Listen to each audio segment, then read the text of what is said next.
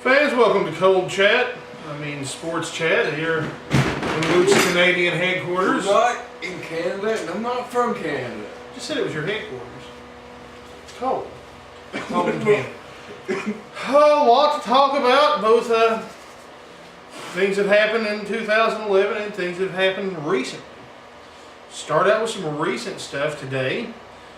UT's linebackers coach and defensive coordinators both bolted for the Great White North of the state of Washington.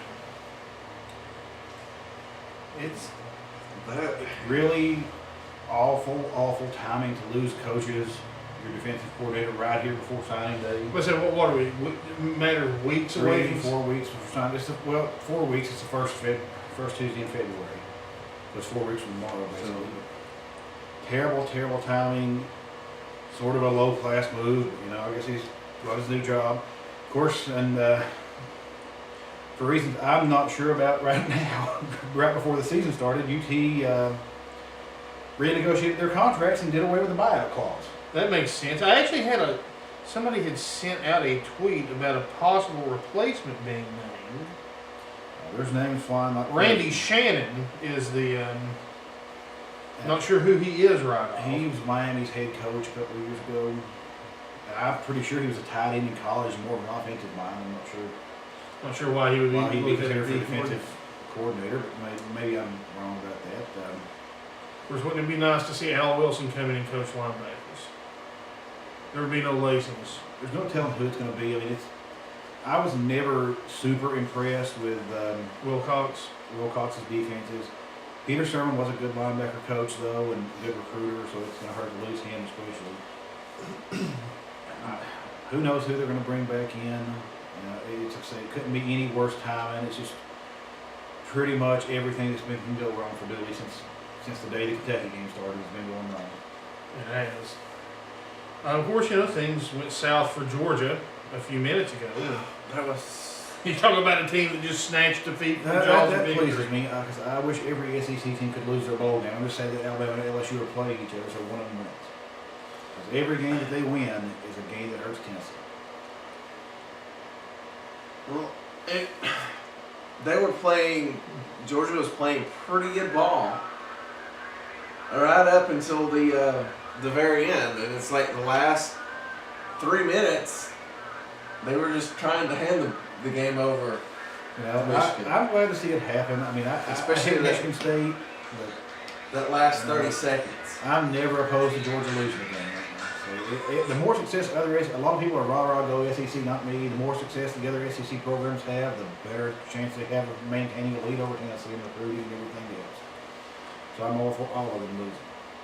On the local front, our basketball teams both had great showings in their holiday tournaments. I went to the eye doctor today, talked to Jill Browning, who's Coach Browning's wife, who's former Lady Cougar basketball standout herself, and she talked about going to the holiday tournament and how much fun they had and just their domination of the other teams. They laid some crushing beatings, the Lady Cougars did, on some teams from Kentucky that they played, and then ended up playing the host team, getting Pittman in the championship game, and handled them pretty easily too. That's good. That bodes well for the rest of the season, and which kicks back up tomorrow. January 3rd, tomorrow, the Lady Cougars will travel to Clinton, a team they handily defeated earlier in the year. And then, January 6th, the arch rival Mavericks of Anderson County will come up. So that should be two pretty darn good games to see this week, fans. Big border rivalry week coming up. The boys went to their tournament in Lenore City, and they beat some teams from Middle Tennessee. They also won pretty handily, and they won the championship game. Was it Smith County, maybe? I'm not sure. They did beat Smith County. And they beat Greenback along the way, and I noticed in your article today your article from the tournament, that the impressive 30-6 run the boys went on. Yeah, in the second and third quarter of their game. Coach Housley and Coach James have those boys playing pretty hardcore ball. This is good. Good. We the last couple of weeks before the break, the boys had some trouble, and so maybe what we got to see from them in the tournament is good signs for the rest of the season. It doesn't hurt a lot that Trey Torres is getting used to playing high school basketball. You know, he's not just him. There's Ralston Leffner and Darren Gillenwater too, but Torres is the one seeing the most action. They're freshmen. They had standout middle school careers, and they're transitioning well. Poteet is a threat no matter where he shoots from. They're really, it always helps you to win any kind of tournament setting like that. And you brought home a championship of some kind for that year. And, it builds your confidence. They got some tough district games coming down the pike. Now here's the funny thing about the Anderson County game. You're gonna have a family feud going on because Trey's older brother Tanner plays for the Mavericks. Yeah. It's a divorced parent situation. Hopefully, this will be one time where little brother gets the best of big brother. I hope so. I really do. I know that you're always fond of little brothers. Yeah, I have an affinity for them, like the underdog. So, very good time in Cougar sports. Had a wonderful football banquet a couple of weeks ago, right before Christmas. I got to give those guys some kudos. First class all the way. I don't. We didn't get a hat or T-shirt or nothing. No, that's true. They were giving out hats and T-shirts to people, and we didn't get either one. We did get a lot of ham and turkey and cheese. We were right by the dessert bar. Lots of desserts.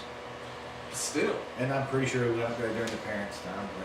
the way I seen it, we're like Carmen's weird uncles, and so It was close. Very good production. Their highlight film deserving was outstanding. winners, great the highlight. highlight DVD they showed the short version.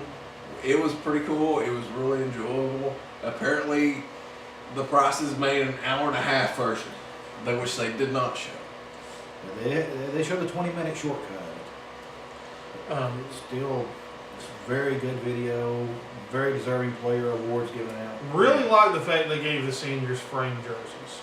That was a really nice touch. Getting some good support from the Booster Club and the Church of God letting them use the building. Everybody's on board. So get on board with the basketball teams and you're on board with the football teams. Now we'll be going up. We'll be going up soon.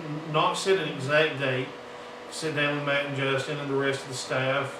Talk about the off season. Talk about the pending spring practice. Have a look at their training regimen. Yeah, they're getting an entirely new weight room. $18,000, which Jellicoe's also getting $18,000 worth of new weight room. Hopefully, That's $1,000 per player. They spend money on it. Hopefully, you get some kids to come out and play. My gosh, people. Hopefully that will give some initiative. To That shows that there is people willing. They're willing to support Jellicoe football. Look at it this way: if you're a Jellicoe kid, if you're a guy that can play for Jellicoe, you could go and pay $35 a month for a gym membership, or you can get to work out for free. All you got to do is have fun playing a game. Right. And you can put a lot of work in it. You're working out anyway. Stay in shape. You get to help your Community, community. community support. Have some fundraisers. I think Jellicoe will get it turned around and get some people out with this new coach. I hope so. He's got a year now. He'll have a year of people in his classes and knowing him better. And he's a Corbin guy. He's seen football success in the past. On the basketball side of things, Jellicoe's doing pretty well again this year. They also did well in their postseason, their mid-season holiday tournament. Looking towards the postseason, they got a really good shot of challenging for a berth in the state title hunt again. I expect they'll roll through their district. Middle schools have been pretty quiet since their big controversial Jacksboro fall ending. Just had people up in arms for a while. Now, those teams play again in a couple weeks at LaFollette. I've not talked to Jason Dotson yet to see if he's going to have a bookkeeper on his payroll or not, like the Jacksboro bookkeeper apparently was.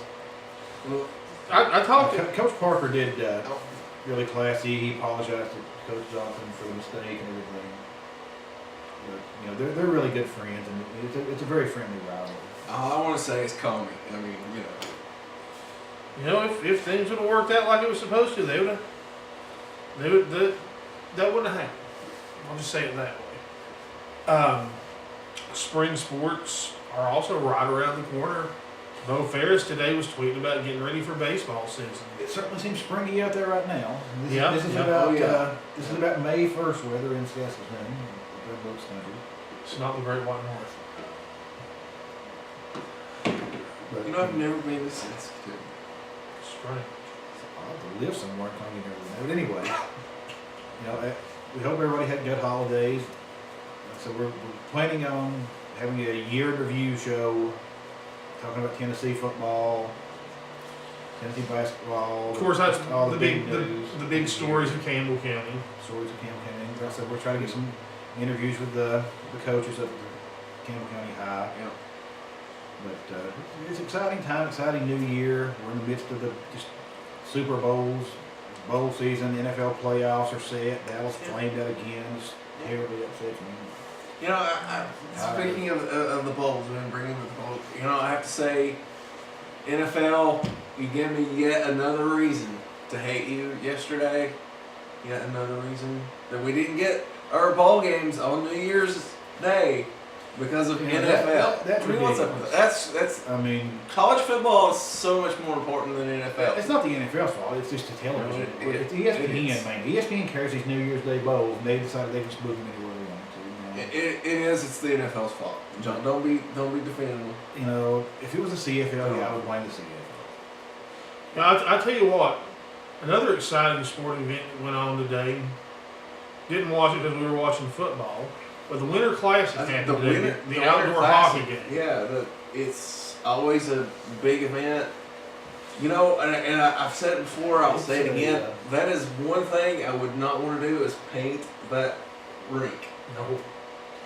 Well, I'm terrible at painting things, so I would be pretty terrible too if I were playing this drop of paintball on it.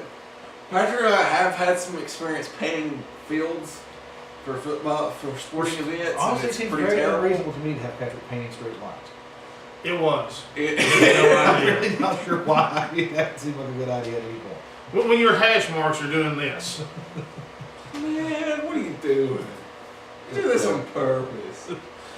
Before you know it, it's going to be summer, though, and get through awful baseball season. Looking forward to fall football season starting. I enjoy basketball, though. The NBA started back, which I don't really enjoy that much. I do enjoy that the Lakers are entertained a little bit. Only for all of the 5 people who care. Apparently, the NBA is back. It stuns me how many people on Twitter were so happy about it. I'm like, really? You people watch the NBA? They flamed out last year, but the Heat looked really, really dominating so far this year, so I expect them to be back in the finals. Not sure on the West yet, because Dallas lost some key pieces. The Lakers couldn't make their super trade. They were going to make them in the super. Really, the Clippers have got a good shot at doing pretty good this year with the trade they got when they got Chris Paul and Blake Griffin. So we'll see what happens in the NBA. I know some people enjoy it. I enjoy it at times. I prefer college basketball. And speaking of that, Tennessee did get the commitment and the apparently Jarnell Stokes is about to enroll and probably. So he will not play against Chattanooga tonight. No, he should be around the Memphis game or possibly shortly thereafter. And he's probably going to get the full season of SEC play again. And he's a big-time impact player. We'll see how much he can come in and make. But he's a top 10 prospect in the country and probably one of those players who may have jumped straight to the NBA. Had the rules not Had changed. the rules not changed. But he'll play this semester at Tennessee and probably next year, because he's going to be a year removed out of college, or out of high school, pardon me, to go to the NBA.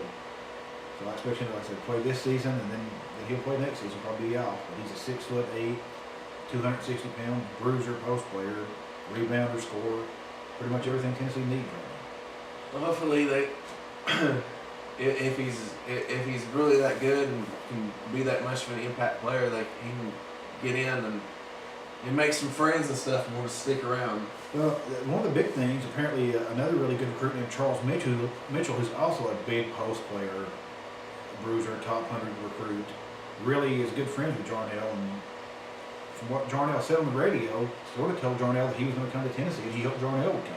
That's good news. I mean, and Coach Martin, he's had some struggles early this year. Lost to a team we should not have lost to in Austin Peay. Right. But, we'll see if he can get it turned around and see how well he ends up doing. If he can get recruits of this caliber of Stokes and Mitchell, And he's going to have a pretty good run. His first Missouri State team was awful, like 8-22 or something along those lines. His next won 20 games. His team last year won 25 games or so and won the conference championship. So we'll see. He's a good coach. His personality is not really what you look for in a Tennessee coach because you have to be so much of a promoter to be a Tennessee You coach. must be dynamic. I mean, you really have to get out and glad hand people. I mean, Bruce Pearl would go to the student cafeteria every day just about it, especially on game days, and jump up and down the tables and scream and holler. He would go to work with the students. It became an event. The students would camp out in line. He would bring pizzas down to the students in line and hand out pizza. Right. Martin doesn't do that kind of thing. He's a different kind of guy. But a good coach. If Martin wins, it's not going to matter. Right. That's the bottom line. You can't be that kind of coach and lose games and still be popular. But if you're winning games, you can be that kind of coach. So we'll see if the wins go. Well, fans, that about wraps it up. Now, we are going to do a year in review show. Probably have it ready next week.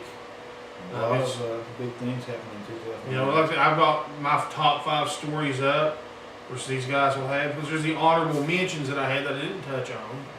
So fans, Some big stuff happened this year.